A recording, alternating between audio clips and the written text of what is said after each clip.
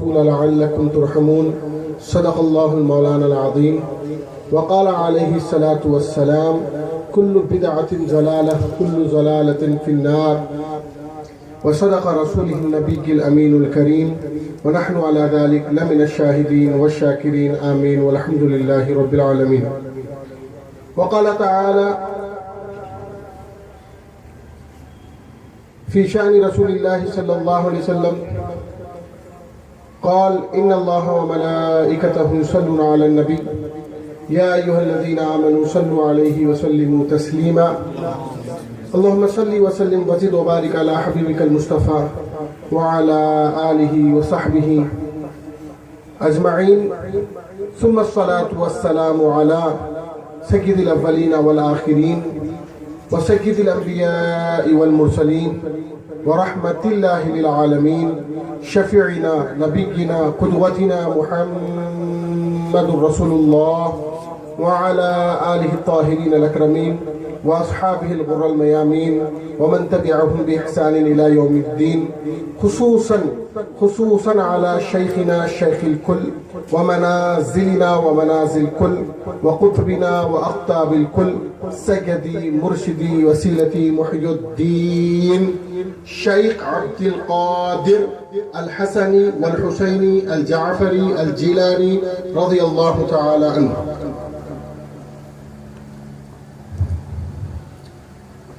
آقا علیہ الصلوۃ والسلام کی محفل بزرگان دین کی محفل ہے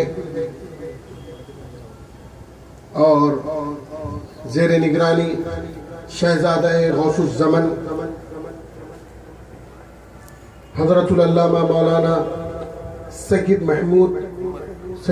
محمد حسینی المعروف عظمت پیر بغدادی صاحب قبلہ ادام اللہ ظلکم علینا اور زیر صدارت سید شہزادہ حضور غوث العظم سید محمود حسینی قادری الرفعی المعروف سادات پیر بغدادی ادام اللہ ظلکم علینا وحفظہ اللہ تعالی فرما رہے ہیں مختصر سا وقت ہے ہم جمع ہوئے ہیں ذکر رسول کے لیے ذکر اولیاء کے لیے.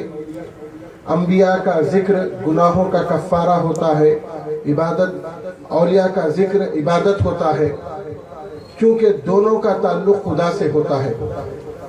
صرف تعلق کو سمجھنے کی بات ہے. آج اہل سنت والجماعت پر امت مسلمہ کا سب سے بڑا اجتماع ساری دنیا میں پائے جانے والے مسلمان سنی مسلمان دور حاضر میں ایسے اشخاص جنہیں نہ نبی کی زبان آتی نہ جنہیں قرآن کی زبان آتی نہ انہیں قبر کی نہ محشر کی زبان آتی. ان کا لباس یہودیوں کا لباس. ان کو اچھی پرفیکٹ کوئی زبان آتی تو یہودی اور نصارہ کی زبان آتی جو دشمنان دین ہیں. ایسے لوگ اگر دین کی بات کریں تو آج کا ہمارا یہ نوجوان سمجھتا ہے پورا دین انہی بتا رہے پورا دن یہی ہے. یہ سمجھتا ہے اتنی عقل نہیں دوڑاتا کہ ان کے آنے کا پورا وقت 100 سال 150 سال کا ہے. اور آج ہمارے بزرگان دین کے مزارات دیکھے خود ہندوستان میں جہاں پر دین حضرت عمر فاروق رضی اللہ تعالیٰ عنہ کے دور میں آیا تھا تو آج ہندوستان میں دور حضرت عمر کے دور کے گنبد آپ کو ملیں گے. اس دور کے آپ کو بزرگان دین ملیں گے.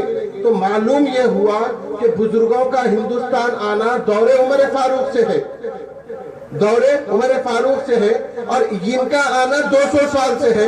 200 سال والے آ کر 1400 سال والوں کہہ رہے یہ غلط ہے. اب اندازہ کر لو غلط کون ہے. اور ایک حدیث شریف انشاءاللہ اس کی میں تشریح کر دوں. سب سے پہلے تو میں آپ کو یہ بات بتا دوں کہ یہ محفل ہے پیران پیر غوث اعظم دستگیر رضی اللہ تعالیٰ عنہ کی. غوث کے معنی آتے ہیں مددگار کے مدد کرنے والے کے ہیلپ کرنے والے کے. اب امت سمجھنے کی تھوڑی سی بات ہے. امت مسلمہ کا یہ سب سے بڑا اجتماع سب سے پرانا اجتماع سب سے پرانے لوگ غلط نہیں ہے. اصل ہوا یوں کہ باپ نے بیٹے کو نصیحت کی باپ کی بات بیٹا مان لیا بیٹے کی بات پوترا مان لیا इस तरीके से सनद बताने की जरूरत नहीं पड़ी, लेकिन हमारे बुजुर्गान दीन, हमारे असलाफ ने हम पर करम किया कि हमारी सनदों को लिख रखा, आज के दौर में काम आ गई। हम तो शुक्रिया अदा करते हैं इन लोगों का, खुश तो दोजख में गए लेकिन हमें जन्नत का रास्ता आसान कर दिया। बोले वो क्यों? अगर ये लोग नहीं बताते कि गौसे आजम को गौसे आजम क्यों कहना, तो आज मैं भी ये बात नहीं बोलता था। मालूम नहीं होती थी। ये लोग जितना हम पर तंज करेंगे, जितना अपोजिशन पक्का होगा, उतनी खुद की जात की इस्लाह होगी।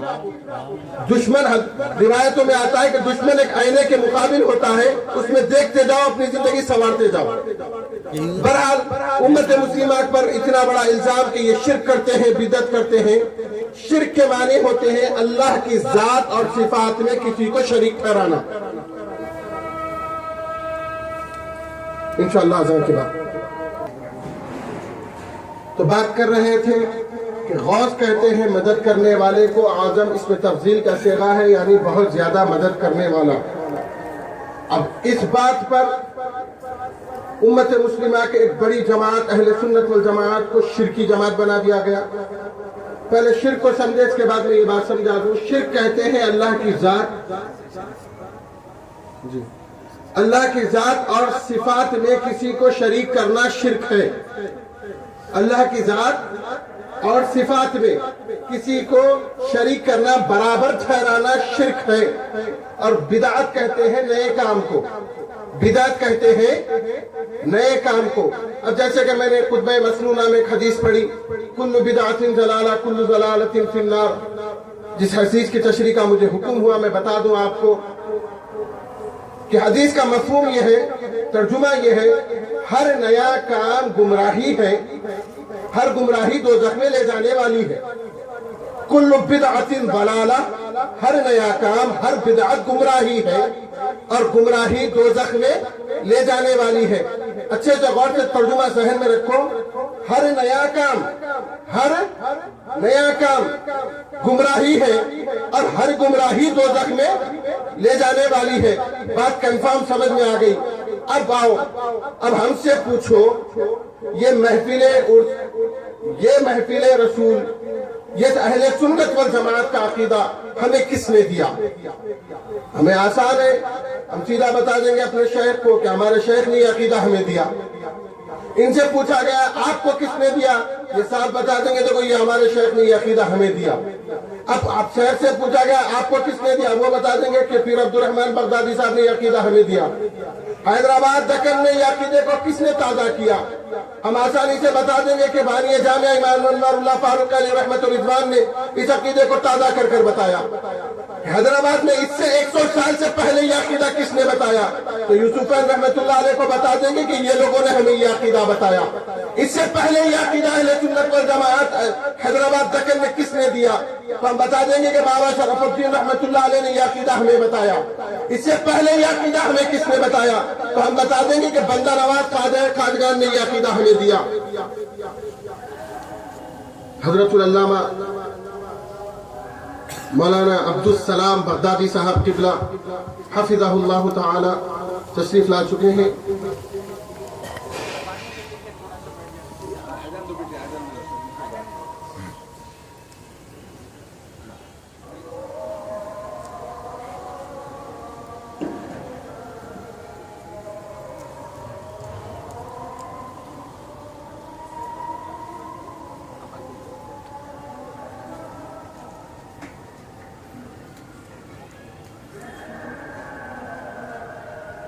अपनी अपनी नशिस्तों पर जगह तशरीफ रखें।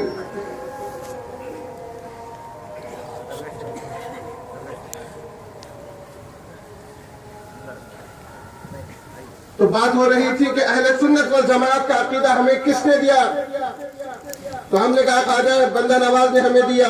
इनको किसने दिया, तो ये साफ बता दिया उनके शेख चिराग दहलवी ने दिया।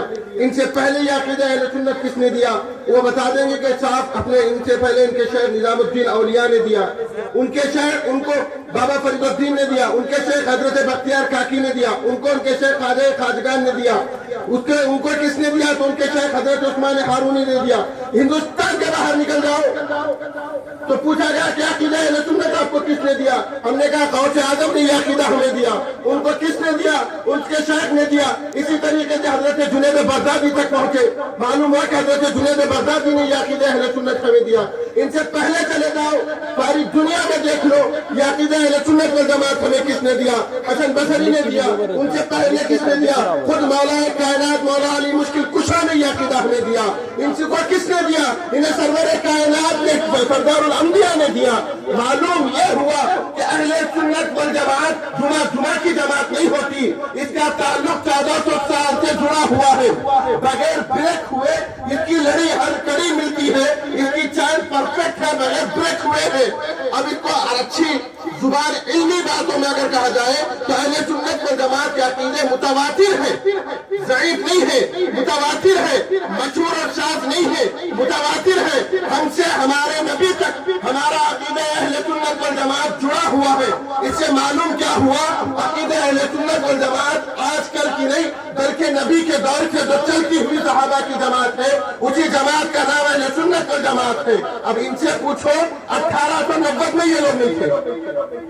اتنا کیوں گھر میں کوئی غریب لوگ ہوں گے تو ان سے جا کر پوچھو, ابا جان, دادا جان, پردادا, دادا جو بھی زندہ ہو, ان سے پوچھو کہ دادا کیا آپ نے کبھی زندگی میں کسی اہل حدیث یعنی حدیث والے کو دیکھا تھا؟ وہ کہیں گے زندگی میں کبھی بچپنے میں نام نہیں سنے, جوانی میں نام سنے, بڑھاپے میں دیکھے.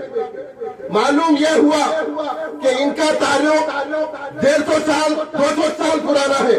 اہل سنت والجماعت کا تعلق 1400 سال سے ہے. اب بتاؤ نئے کون ہوئے؟ نئے کون ہوئے تو 1400 سال والے یا 150 سال والے؟ معلوم ہوا نئے تو 150 سال والے ہوئے. اور حدیث شریف ہے کل بدعۃ ضلالہ کل ضلالۃ فی النار. ہر نیا کام گمراہی ہے, خود تمہاری جماعت بنانا ہی گمراہی کا نشانی ہے. اور حدیث کو سمجھنے الٹا ہم پیران پیر کی محفل منائے, غوث اعظم کو غوث اعظم بولے تو ہمیں بتا دینا بدعت ہو گئی, نیا کام کر دیے. ارے صاحب اگر نیا کا اچھی بات ہے, پیران پیر کو غوث اعظم بولے تو تکلیف ہے, تو صدیق اکبر تو بھی اللہ کی ذات ہے. حضرت خلیفہ اول کو صدیق اکبر کہا جاتا ہے. سب سے زیادہ سچ بولنے والے, سب سے زیادہ سچ بولنے والا تو خدا کی ذات ہے. فاروق اعظم خلیفہ دوم کو کہا جاتا ہے. ہم ہی نہیں بولتے, تم بھی بولتے ہو, ساری امت مسلمہ بولتی ہے. فاروق اعظم اچھے برے میں تمیز کرنے والوں میں سب سے بڑا, اچھے برے میں تمیز کرنے والوں میں سب سے بڑی تو اللہ کی ذات ہے. وہ تو بڑے لوگ تھے صاحب, وہ تو بڑے لوگ تھے. دور حاضر میں ہندوستان کے پرائم منسٹر کو آپ کیا کہتے ہیں؟ وزیر اعظم. اور وزیر کے معنی عربی میں ہے مددگار کے, اعظم کے معنی بہت بڑا مددگار. تو آپ اپنے پرائم منسٹر کو وزیر اعظم کہتے ہیں تو اس حساب سے یہ بھی تو شرک ہوا. اب جا کے بولو وزیر اعظم کو نپا دیتے پھر ہندوستان کے باہر کا نقشہ.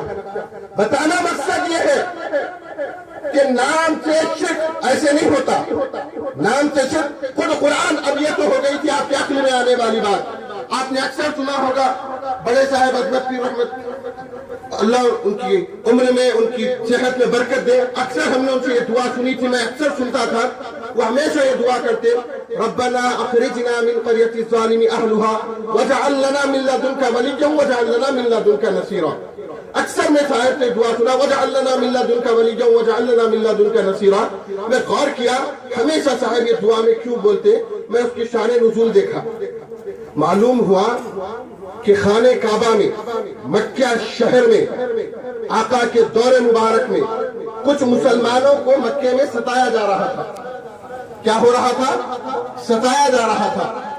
اب جب مسلمانوں کو ستایا جا رہا تھا, قرآن کا نزول تھا, آقا علیہ السلام خود مدینے میں موجود ہے. دنیا کا سب سے بڑا اسلامک منچ اسلام کا جہاں سے شائع ہوا وہ خود سرتاج انبیاء مدینے میں موجود ہے. تو اللہ نے ان سے کہا دعا کرو اللہ مدد کرے گا. مکے والوں سے کہا گیا کہ دعا کرو اللہ مدد کرے گا. تو مکے والے صحابہ ہیں اپنے دور کے, اپنے دور کے صحابہ جن کی گارنٹی نبی نے دی اصحابی کا نجوم, یہ آسمان کے ستارے ہیں, ان میں سے کسی کی بھی پیروی کر لو کامیاب ہو گئے. وہ صحابہ کی جماعت خانہ کعبہ میں حاضر ہوئی. خانہ کعبہ کیا ہے؟ اللہ کے ایک ہونے کی سب سے بڑی دلیل ہے. اللہ کے گھر پر حاضر ہوئے اور دنیا میں سب سے پہلے اللہ کی عبادت کا سب سے پہلا گھر خانہ کعبہ، اس میں صحابہ کی جماعت آئی، آ کر دعا کرتی ہے، ربنا، اے ہمارے رب، اخرجنا من قریۃ الظالم اہلھا، یہ قوم، یہ قریہ، یہ شہر والے، یہ بستی والے ظالم ہیں، تو ہمارے لیے کیا کر، وَاجْعَلْ لَنَا مِن لَّدُنْكَ وَلِيًّا وَاجْعَلْ لَنَا مِن لَّدُنْكَ نَصِيرًا، اے پروردگار تو ہمارے لیے ایک ولی بنا، ایک مددگار بنا۔ تو اللہ نے انہیں یہ نہیں کہا ارے سب سے بڑے تو مدد کرنے والی میری ذات ہے، میرے خانہ کعبہ پر ٹھہر کر مجھ سے دعا کرنے کے بجائے، مجھ سے مدد مانگنے کے بجائے تم ایک کو مددگار چاہتے ہو، یہ نہیں کہا اللہ نے، بلکہ ان کی دعا کو قرآن میں لا کر یہ سکھا دیا قیامت تک کے مسلمانوں کو، بے شک مدد کرنے والی اللہ ہی کی ذات ہے، مگر بغیر وسیلے کے آؤ تو بیکاٹ ہے۔ اس کی دلیل پھر پارہ 6 میں اللہ نے دیا، یا ایھا الذین آمنوا اتقوا اللہ، اے ایمان والو اللہ سے ڈرو، اللہ سے ڈرو، تقوی اختیار کرو، وابتغوا الیہ الوسیلہ، وابتغوا الیہ الوسیلہ لعلکم، آخر میں آیت ہے، اس آیت کی پورا ترجمہ یہ ہے، اے ایمان والو اللہ سے ڈرو، اللہ تک پہنچنے کے لیے وسیلہ تلاش کرو، اور تم جہاد کرو اللہ کی راہ میں، لعلکم تفلحون، تاکہ تم کیا ہو جاؤ، کامیاب ہو جاؤ۔ یعنی کامیاب ہونے والے لوگوں کی صفات، ان کی کوالٹی یہ ہوتی ہے کہ جب اللہ کی راہ میں کٹنے کی بات آتی ہے تو یہ پہنچ جاتے ہیں، اور اللہ تک پہنچنے کی بات آتی ہے تو وسیلہ تلاش کرتے ہیں۔ یہ کامیاب والوں کی لوگوں کی جماعت کی نشانیاں قرآن بتا رہا ہے، پارہ 6 آدھے پارے شروع ہی یہاں سے آدھا پارہ ہوتا ہے۔ اب اس سے بڑی کیا بات ہے وسیلے کی، اب اس سے زیادہ اب بولے نہیں، اگر ایسا وسیلہ وہ تو وہ صحابہ تھے، اور کیا بولتے وہ قرآن کا نزول تھا، مگر اللہ کی ذات مددگار ہے، آج ڈائریکٹ اللہ کو پکارو۔ تو حضرت موسیٰ علیہ السلام روزانہ اللہ سے کلام کرتے تھے، کسی کو شک ہے اس بات پر؟ کسی کو شک ہے کہ حضرت موسیٰ اللہ سے کلام کرتے تھے؟ نہیں ہے، سب کو معلوم اللہ سے کلام کرتے تھے۔ سورہ طٰہٰ میں دوسرے رکوع میں اللہ نے فرمایا، حضرت موسیٰ علیہ السلام اللہ سے دعا کرتے ہیں، فرماتے ہیں انہیں جب تبلیغ کرنے کے لیے، دین پھیلانے کے لیے ان کو کچھ ضرورت تھی، کچھ آدمیوں کی، کچھ بھروسے مند لوگوں کی، تو آپ نے دعا کی، وَاجْعَلْ لَنَا مِن لَّدُنْكَ، آپ نے دعا کی اے اللہ میرے لیے ایک مددگار بنا میرے اہل و عیال سے۔ کیا دعا کی؟ اے اللہ میرے لیے ایک مددگار بنا میرے اہل و عیال سے۔ غالباً وہ آیت میرے ذہن میں نہیں ہے، اس کا آخری ورڈ ہے وزیرا، وَاجْعَلْنِي، ایک مرتبہ درود شریف پڑھے، اللہم صلی علی وسلم۔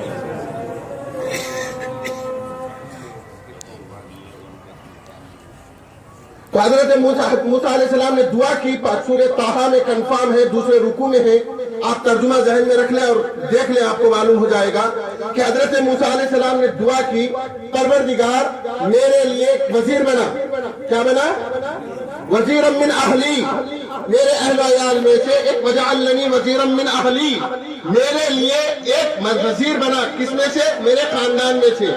اب وزیر کا ترجمہ سلطان المفسرین حضرت امام جلال الدین محلی رحمت اللہ علیہ فرماتے ہیں، جن کی تفسیر ساری دنیا عجم عرب سب میں چلتی ہے، وزیرہ کا ترجمہ کرتے ہیں معینہ، وزیرہ کا ترجمہ کرتے ہیں معینہ، وزیرہ کے معنی ہے مدد کرنے والا۔ حضرت موسیٰ کلام اللہ کا ہے، کلام اللہ کا ہے، اور پہنچانا موسیٰ علیہ السلام کی نبوت کی ذمہ داری ہے، اور اللہ کا کلام پہنچانے کے لیے اللہ کا نبی اللہ سے یہ فرماتا ہے، پروردگار میرے لیے ایک مددگار ہو، میرے لیے ایک وزیر ہو جو میری مدد کرے، تیرے دین کی کام پہنچانے کے لیے، تیرے دین کی بات پہنچانے کے لیے میرے لیے کیا ہو؟ ایک مددگار ہو۔ تو اللہ نے حضرت ابراہیم علیہ السلام نے بھی ایک بار ایسے سوال کیا تھا، انہوں نے کہا پروردگار میں مکے میں ٹھہر کر لوگوں کو حج کو بلاؤں گا تو لوگ کیسے آئیں گے؟ میں مکے خانہ کعبہ میں ٹھہر کر اگر لوگوں کو بلاؤں گا تو لوگ حج کو کیسے آئیں گے؟ تو اللہ نے کہا ابراہیم بلانا تمہارا کام ہے، پہنچانا ہمارا کام ہے، بلانا تمہارا کام ہے، پہنچانا ہمارا کام ہے۔ یا حضرت موسیٰ کو اللہ نے ایسے نہیں بولا اے موسیٰ تبلیغ تم کرو، مدد کرنا ہمارا کام ہے، اللہ نے نہیں کہا مددگار تو ہمیں سب سے بڑے، ہم سب سے زیادہ مدد کرنے والے، تم ہماری جگہ خاندان والے کو مددگار مددگار چاہتے ہو، ایسے نہیں کہا، بلکہ کہا ہارون کو ہم تمہارا مددگار بناتے ہیں، ہارون کو ہم تمہارا مددگار بناتے ہیں۔ معلوم ہوا کہ یہ دنیا دارالاسباب ہے، یہ دنیا کیا ہے؟ دارالاسباب، وسیلے کی دنیا ہے۔ یا آنا تو بھی ماں کے پیٹ کا وسیلہ ہونا، یا جانا بولے کم از کم ہارٹ اٹیک تو ہونا، کچھ تو ہونا، آنے کے لیے وسیلہ، جانے کے لیے وسیلہ۔ کیوں؟ دنیا دارالاسباب ہے، یا بغیر اسباب کے کوئی کام نہیں ہوتا۔ کھانا پلیٹ میں ہے، بغیر وسیلے کے آپ کھانا پلیٹ میں نہیں لا سکتے۔ ہزار وسیلے تلاش کر کے کھانے کے پیسے جمع کرے، پیسے ہاتھ میں پکڑ لے تو بھی کھانا نہیں آتا، وہ بھی کسی کو دینا پڑتا، پھر وہ پلیٹ تک آیا، چلو پلیٹ میں آ گیا، دائیں ہاتھ میں پلیٹ ہے تو آپ پہنچانے کے لیے، منہ تک پہنچانے کے لیے کسی دوسرے کا نہ صحیح خود کے سیدھے ہاتھ کا وسیلہ ضروری ہے۔ اس سے معلوم ہوا دنیا دارالاسباب ہے، یہاں ہر چیز کے لیے وسیلے کی ضرورت ہے۔ اور ان عقل کے اندھوں کو کیا ہو گیا نہیں معلوم کہ دنیا دارالاسباب میں رہ کر، وسیلے والی دنیا میں رہ کر وسیلے کا انکار ہے۔ اب عقل کہاں تک دوڑی؟ اس واسطے کہا جاتا ہے کہ جب قرآن پڑھو، جب حدیث پڑھو، عشق کے مصطفیٰ کے ساتھ پڑھو، عشق کے ساتھ پڑھو۔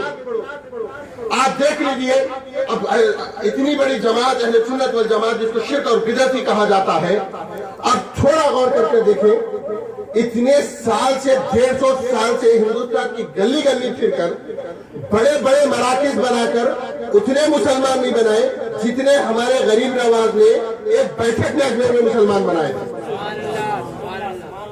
اتنا کیوں؟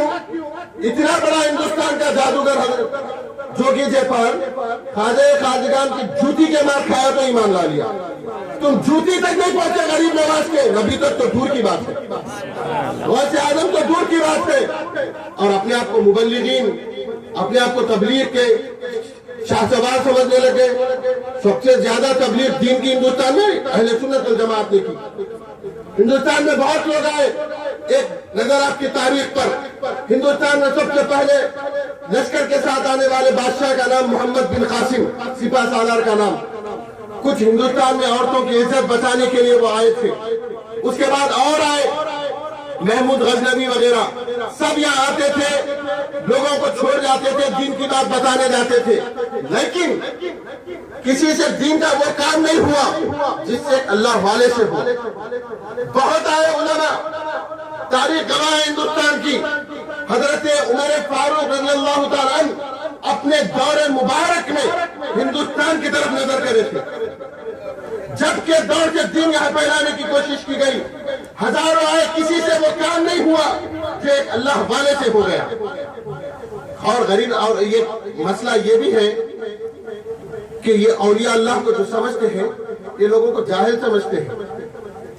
نعوذ باللہ، ایک بات کنفرم یاد رکھ لیں، اللہ ولایت اسے ہی دیتا ہے جو عالم ہوتا ہے، اور کسی کو اللہ کو کوئی پسند آ گیا اگر وہ بظاہر عالم نہ ہو تو اللہ پہلے اسے علم دیتا ہے، بعد میں ولایت دیتا ہے۔ خود غوث اعظم پیران پیر شیخنا شیخ الکل، آپ کی حیات طیبہ آپ پڑھے، 1400 سال تک مدرسے میں آپ نے کتابیں پڑھی، اس مادر ذات ولی ہونے کے بعد بھی آپ نے علم حاصل کیا۔ اور آج اہل سنت والجماعت میں جو اتنی پریشانیاں ہو رہی ہیں ہماری امت کے نوجوانوں کو، اس واسطے کہ ہم نے اپنے بزرگوں کے علم کو چھوڑ دیا، بزرگوں کے دامن کو چھوڑ دیا، اور یہ بزرگوں کا دامن ہی ہے جس سے علم اور محبت مل سکتی ہے۔ ایک بات کنفرم یاد رکھیں، اور دوسری بات، کچھ نہیں، اہل سنت والجماعت کا ہر چیز طے کردہ ہے، نیا ہم میں کچھ نہیں ہے۔ اگر کسی عالم سے پوچھے تو جواب مل جاتا، اسی والے بنڈیوں والوں سے، موزوں والوں سے پیاز جھکل، بیچارہ زندگی میں جینا بڑی مشکل سے پیاز بیچ کر، اسے جا کر بولے تم جاروین کرتے انہیں رکیبو کرتے، پھر کہ بدعت ہے، بیچارے کا کام ہے پیاز بیچنا۔ وہی عالم سے جا کر پوچھو اہل سنت والجماعت کے۔ ایک الزام اور بھی ہے کہ ہم قبروں کو سجدہ کرتے۔ کسی بھی معتبر اہل سنت والجماعت کے کسی عالم، کسی شیخ، کسی مشائخ نے اپنی کتاب میں یا پھر اپنے درس میں یہ کہا ہو کہ کسی مزار کو سجدہ کرو، بتا دو آپ، کسی نے نہیں کہا۔ अब रही बात पाँव छूंगा, हाथ छूंगा, वक्त इजाजत नहीं देता, लेकिन इंशाअल्लाह अगली 17 में मैं बताऊंगा ये सहाबा के अमल से सहाबा इकराम रिज़वानुल्लाह ताला अलैहिम अजमईन अपने दौरे हाजिर में जब आका के घर वाले इमाम हसन, इमाम ज़ैनुल आबिदीन, इमाम हुसैन या इमाम बाकर वगैरह आते थे तो ये लोग जाकर उनके हाथ चूमते थे, बल्कि वो सवारी पर बैठना चाहते तो पाँव चूम कर रिकाब में रखाते थे। घोड़े को झूला होता है जिसमें पाँव रखकर घोड़े पे चढ़ा जाता है, उसे रिकाब कहते हैं, उस पर रखाते थे। इंशाअल्लाह मैं इस पर अगले 17 पर बोलूं, लेकिन एक बात कंफर्म है, हमें नहीं मालूम है तो इसका मतलब कि ये इल्म नहीं है ऐसे मत समझो, बराबर इसका इल्म है, बराबर इसके हमारे पास अहले सुन्नत वल जमात ही हक जमात है। इसकी सबसे बड़ी दलील ये है कि हम सबसे पुराने हैं। तो और गौर करने की बात है, थोड़ा इल्म की तरफ आए। अब रही बात मज़ारात को आना, और एक खास हमें ये खूबी है कि हम अल्लाह वाले भी हैं, हम अली वाले भी हैं, नबी वाले भी हैं, हम खुदा वाले भी हैं। और एक बात, यहाँ जितने लोग आए हैं, हजरत पीर अब्दुल रहमान बगदादी, पीर अब्दुल करीम बगदादी रहमतुल्लाह अलैह की फातिहा में शरीक हुए हैं, ये किसी के रिश्तेदार हैं? आपके किसी के रिश्तेदार हैं? आपका इनसे क्या ताल्लुक है? क्या ताल्लुक है? सिर्फ कई तो लोग ऐसे होते हैं जो बाप दादा की खबर पे नहीं जाते, यहाँ हाजिरी है। क्यों? इनका ताल्लुक हमसे ना हो ये और बात है, लेकिन हम जिस खुदा को सजदा करते हैं उस खुदा से इनका ताल्लुक गहरा है। बस खुदा के ताल्लुक की वजह से हम इनसे ताल्लुक पैदा करना चाहते हैं, सिर्फ ताल्लुक इसी बुनियाद पर है। अब आप बताओ यह शिर्क क्या हुआ? कभी अल्लाह के नाम पर कहीं पर आप चादर चढ़ाए? अल्लाह को चादर चढ़ा रहा हूं, कभी चढ़ाए? अल्लाह की 11वीं मनाए, अल्लाह की मीलाद मनाए? मालूम ये हुआ जब अल्लाह की मीलाद नहीं होती तो बंदे ही की तो मीलाद होती, अल्लाह की फातिहा नहीं होती इस बात से बंदे ही की तो फातिहा होती। अल्लाह पर चादर, अल्लाह पर कपड़ा नहीं चढ़ा सकते क्योंकि वो जिस्म जसामत से पाक है, इसी बात से तो बुजुर्गान दिन पर चादर चढ़ाते।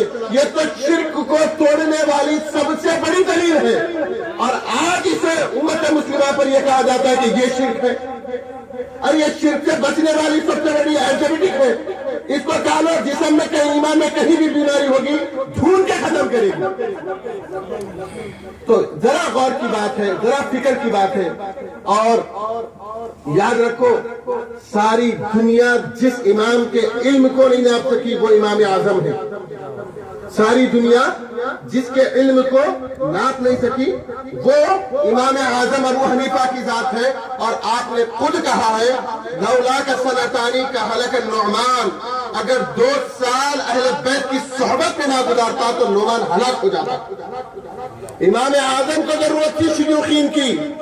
और आखिरी बात, मैं कोई लंबी नहीं बता रहा हूं, मेरा वक्त हो गया, कि इमाम बुखारी, आज बुखारी बुखारी कहकर लोगों को ये कहा जाता है कि इमाम बुखारी बताओ हदीस में है क्या, खबर पे जाना। आप आए, अब कल जाकर बोले इनका बहुत हो गया, यहूद और नसारा के कपड़े पहनकर सूट बूट पर ये दीन की दावत दे रहे। अब बोले कि कहाँ है बुखारी? बुखारी में नहीं है। अरे इमाम बुखारी की बुखारी में बाद में ढूंढो, इमाम बुखारी की जिंदगी में पहले ढूंढो कि आप कभी खबर को गए थे या नहीं गए थे। खुद इमाम बुखारी ये फरमाते हैं कि मैंने बुखारी शरीफ को लिखना शुरू किया खाने काबा के सहन में, और इस बात को इमाम अस्कलानी शाहीन बुखारी में सबसे मोतबर माने जाते हैं। आप नकल करते हैं इमाम बुखारी के इस कौल को कि तुम आका हजरत बुखारी इमाम अहमद बुखारी रहमतुल्लाह अलैह खाने काबा में लिखना शुरू किया बुखारी को, और आप खुद फरमाते हैं कि मैंने इसे खत्म किया इला रोज़ती नबी सल्लल्लाहु अलैहि वसल्लम, आका के रोजे के पास 450 किलोमीटर का सफर करके मक्के से मदीना जाकर आका के रोजे के पास बैठकर इमाम बुखारी ने बुखारी को खत्म करके क़यामत तक के मुसलमानों को सबक दे दिया कि देखो मैं भी कब्रों पर जाने वाला हूँ, मैं भी आका को जिंदा मानता हूँ, इसी वास्ते यहाँ आया हूँ। कुछ खता हो जाए खत्म होने पर तो आका उसे मिटा सकते हैं, वरना रोजे मुबारक और मस्जिद नबवी में एक कदम का फासला है। आप इला मस्जिद नबवी भी कह सकते थे, लेकिन आपने रोजे मुबारक इस वास्ते कहा कि बुखारी पढ़ने वालों पहले इमाम बुखारी का अकीदा पहचानो। تو مولا تعالیٰ سے دعا ہے کہ ہم سب کو ایک اور نیک بنائے, ہماری صفوں میں اتحاد عطا فرمائے, ہمیں آخری سانس تک اتباع رسول اور عشق رسول کے ساتھ اور بزرگان دین سے وابستہ رہنے کی توفیق عطا فرمائے. وآخر دعوانا الحمدللہ رب العالمین. انشاءاللہ نماز عشاء ہوگی جس کی امامت